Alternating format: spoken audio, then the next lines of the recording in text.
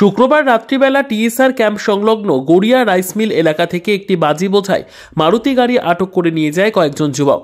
পরবর্তী সময়ে বাজির মালিক জানতে পেরেছে মধুপুর এলাকার দুই যুবক সমরদীপ বর্ধন ওরফে এবং অর্পণ সরকার সহ তার সাঙ্গপাঙ্গদের নিয়ে সে মারুতি বোঝাই গাড়িটি ছিনতাই করে নিয়ে যায়। পরবর্তী সময়ে রবিবার সকালবেলা বাজির মালিকরা, যার মধ্যে রয়েছে প্রেম সেন, টুটুন দেবনাথ, সুমন মিয়া, কিরণ দেবনাথ সহ কয়েকজন মিলে দুই যুবকের পিতাকে জিজ্ঞাসাবাদের জন্য দেবপুর বাজারে নিয়ে যায়। আমি ফার্মেতে ডিউটিতে নাইটি বুঝতে যাচ্ছে নাইটি বাইক আইতাম বেশি তা আমার ডাক দিয়ে নিয়ে কইছে পাইয়া আমরা কথা আছে আমার ফাটি কিছু বয়সে বয়া কইল যে আমি খোলা আরও কয়েকদিন মানুষ আছে আমরা মিলা তারা মাছগুলো কয়লাকের মাছগুলো কিটা গাড়ি দিয়ে চিন্তাই করছে কিটা আমি তো কইতাম দিনে আমি তো রাত্রে নাইটি করি। আপনার ছেলের নাম কি? আমার ছেলের নাম আসল নাম হচ্ছে সমরদীপ বর্ধন, এমনি ডাকি সাগর। একই ওটার সাথে জড়িত আসলো? তো আমি কইতাম পারি না, আমি দেব বাজার আওয়াজ পরে তারা কোন আমি শুনছি তার কিতা কইতাম না।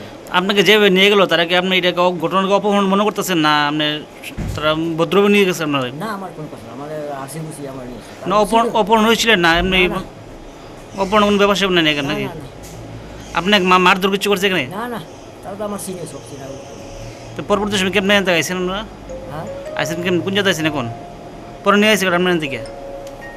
আমি তো দেব বাজার গাড়ি করলাম বাইকটা আমি দেখছি আমি আবার ডাক জানিয়ে কথা আছে আমি তারা চিনতে পারছেন না কাউকে? দেবীপুরে কারো চিনতে পারছেন যারা নিচে আপনাকে? দেব সবই আমার চিনি, আমিও চিনি। কে কে ছিল? প্রথমে আমার দেশের দেবীপুরে যে ওই অমল দাস আছে আগে প্রধান ছিল অমল দাসের খোলা। আর ওই নিয়ে আমার পয়সা এখন দাঁড় খোলা হওয়াছে তার নাম তো জানি আমরা চিনি। জানা যায় বিকাশ সরকার তার ব্রয়লারের ব্যবসা রয়েছে। তিনি গাড়ি নিয়ে যখন আনন্দ চৌমুহনী এলাকায় গিয়েছিল ওই সময় বাজির মালিকরা তাকে সেখান থেকে ডেকে নিয়ে দেবীপুর বাজারে, আর অন্যদিকে রতন বর্ধন তিনি যখন দেবীপুর খামার থেকে ডিউটি ছেড়ে বাড়িতে আসছিলেন এমন সময় দেবীপুর বাজারে বিজেপির দলীয় অফিসে নিয়ে বসায়। পরে বিকাশ সরকার এবং রতন বর্ধনের ছেলেকে সেখানে আসার জন্য দাবি করে। অভিযোগ, বিকাশ সরকারের ছেলে অর্পণ সরকার এবং রতন বর্ধনের ছেলে সমরদীপ বর্ধন ওরফে সাগর তাদের বাজির গাড়িটি রাতের অন্ধকারে ছিনতাই করে নিয়ে যায়। বাজির গাড়িটি ফিরিয়ে দিলেই তাদেরকে ছাড়া হবে। এদিকে এই ঘটনার খবর ছড়িয়ে পড়তে বিকাশ সরকার এবং রতন বর্ধনের স্ত্রী মধুপুর থানার দ্বারস্থ হয়ে দেবীপুর এলাকার কয়েকজনের বিরুদ্ধে মামলা দায়ের করে। এরা হলেন প্রেম সেন, টুটুন দেবনাথ, সুমন মিয়া, কিরণ দেবনাথ, অমরেশ সরকার সহ আরও কয়েকজন মিলে তাদের দুজন স্বামীকে ফিরিয়ে দেওয়ার জন্য।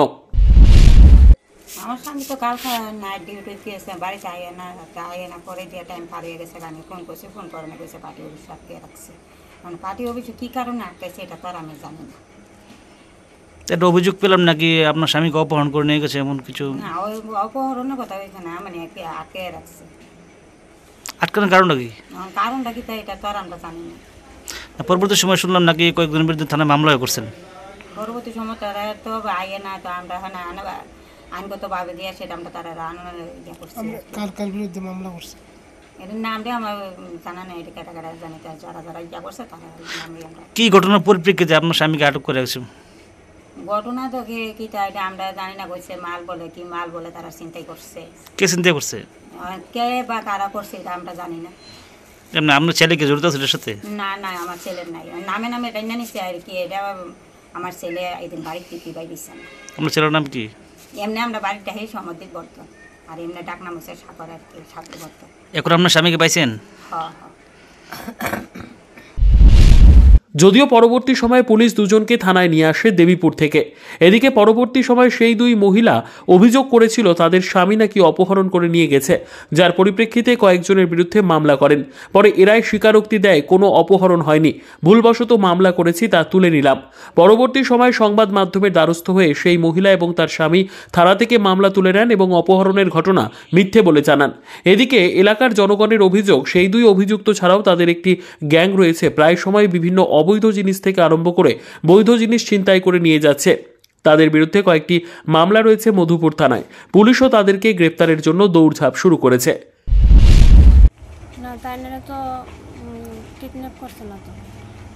আপনি একটু আগে অভিযোগ করেছিলেন যে আপনার সাথে অপহরণ করেছিল। আমি কিডন্যাপ করতে কইছি না, তাই কইছি মুরগাটি ভোগাছিল, মুরগাটি থেকে কয়েকজনকে আমি তো তারা চিনি না, তারা বলে তাইনারে কইছে কোনানো যাইতো, এরপরে গেছে। যাওয়ার নেওয়ার কারণটা কিতা? তারা কইতাছে মানে আমার ছেলে বলে কি কি মাল বলে ধরছে, এটা কইতাছে সন্দেহমূলকভাবে কইতাছে আর কি। মানে তারা তো দেখছে না আর তে কোনো এই কাজ করছেও না, তারা সন্দেহমূলকভাবে দৈরাতে তার বাবুরে নিছে আর কি। তো এখন কি এমনি কি পাইছেন আপনার স্বামীকে আপনি? হ্যাঁ এখনো পাইছি। মানে আপনি যে অভিযোগটা করেছিলেন এটা সবটা কি মিথ্যা অভিযোগ আসলো যে কিডন্যাপিং হয়েছে? না কিডন্যাপিং হয়েছে না, এমনি দৈরা নিছে ঠিক আছে, কিন্তু কিডন্যাপ করছে না, এনারা দৈরা নিছে। না কয়েকজনের বিরুদ্ধে মামলা করেছিলেন, ঘটনা কি সত্যি? না মামলা তো আমি করছি না, আমি তো কইছি আমার স্বামীরা দৈরা নিছে। এখন যে একটা দরখাস্ত জমা দিয়েছিলেন এটা কি আপনি তুলে নিয়েছেন? দরখাস্তটা দিছি, আমার স্বামীরা তো তারা ছাড়তেছে না, এর লেগে ওখানে তো আয়া পড়ছে, ওখানে আর দরখাস্ত মানে এখন মামলা করবেন না? কিডন্যাপিং কিছু হয়েছে না এমন না নাকি? না কিডন্যাপ না। আপনার স্বামীর নাম? বিকাশ সরকার। ব্যুরো রিপোর্ট, দুরন্ত টিভি।